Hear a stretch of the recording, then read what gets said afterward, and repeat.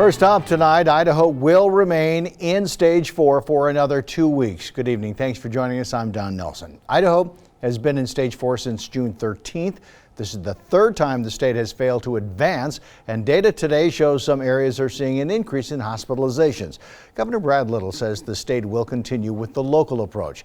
There's an increased spread in Ada, Canyon, Twin Falls, Bonneville, and Kootenai County. However, Governor Little says there are not plans for statewide mask mandates, despite the fact that Idaho has added thousands of new cases in recent weeks. The Gem State is now topping 16,000 infections and 135 Idahoans have died.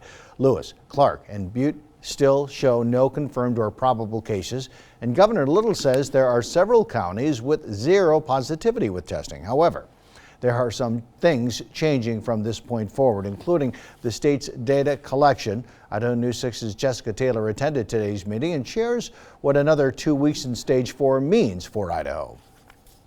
We're not where we want to be with our coronavirus situation in Idaho. Governor Little said at today's press conference, the one thing that will slow the spread is everyone wearing a mask, though there are no plans for a statewide mask mandate. The evidence I'm getting back from some of these areas where they don't have mask mandates is the percent of the population wearing masks is going up. But at some point in time, if people don't voluntarily do it, a mandate, as this health district did here, is very important. The numbers don't look great. There's still upward trends in certain areas of the criteria to move stages. We saw a definite increase in our emergency department visits for COVID-like illness, which is one of our showstoppers as far as advancing. As hospitals have shared in the past, they don't have the capacity to see and test people in the ER unless they're experiencing severe symptoms. The state did not meet the criteria to advance out of stage 4 due to these increases. However, parts of the criteria could change soon, according to Hahn. We are hoping to update our metrics. We'd like to include more information about numbers of people hospitalized and numbers of people in intensive care, because we do believe that is our best indicator right now of how severely this illness is impacting some Idahoans. Dr. Hahn met with the Hospital Association this afternoon to discuss those plans and potentially add more hospital data in the metrics. Jessica Taylor, Idaho News 6.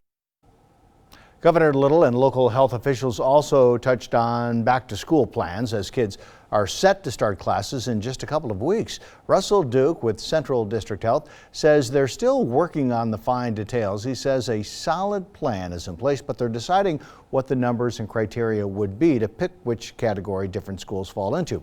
The framework release says Category 1 means no community transmission. Category 2 is minimal community transmission, and Category 3 accounts for substantial spread. Are we in Category 1, Category 2, or Category 3? I'll tell you, we're not in Category 1 with none to minimal. So trying to get that basically dialed in and then make it known to the public. I understand there's a sense of urgency. Duke says the category we're currently in might change by the time school starts, and we still have to wait another week until more metrics are publicly available for districts and families. Boise School District, which is advised by Central District Health, will have a special meeting on August 3rd to make a decision on opening their schools.